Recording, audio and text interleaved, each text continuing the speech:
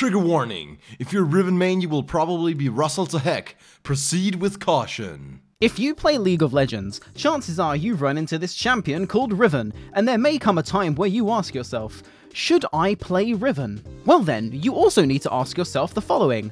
Do you want to play a character who looks exactly like me? Do you want to gain freelo? Do you want ridiculous scaling on mechanically unchallenging abilities? Do you want a bullshit shield mechanic that not only works as a gap closer / escape, but for some reason, unlike every other shield in the game, scales with AD, the damage source you will actually be putting a lot of gold into increasing? And let's not get started on the overall mobility of Riven once you have even the slightest bit of cooldown reduction. It's almost as if Riven's broken sword reflects her playstyle.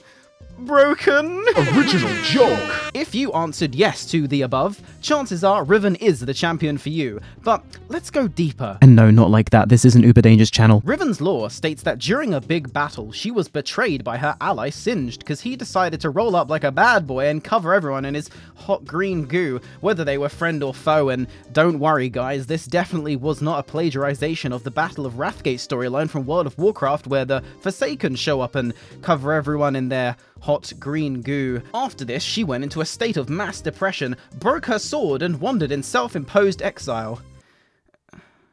This doesn't make any fucking sense. Now let's talk a little bit about matchups. They don't fucking matter. She has these so-called counters as well. Oh my god. But let's be honest here.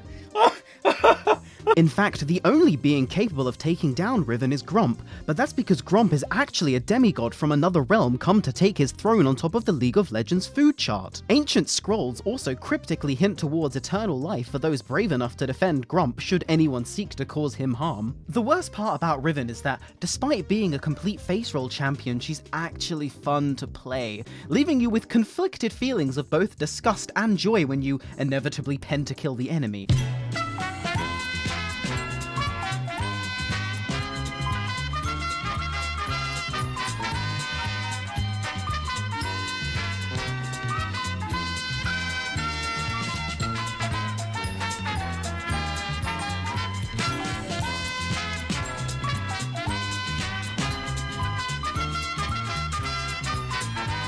Here's what your basic Riven combo looks like.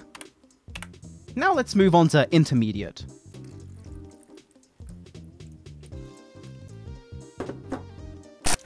And finally, once you put enough hours in, here is what an expert level combo looks like. Now some of you might be typing away in the comments, but Keyboy, how does breaking your keyboard make you good at Riven?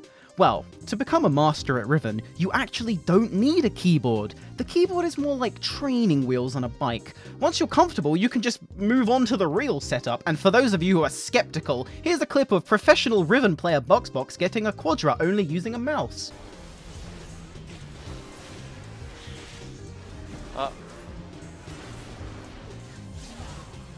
What? What?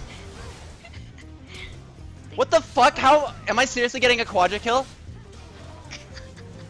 Without a working keyboard. Believe me now. So I guess all that's left to ask is, should you play Riven?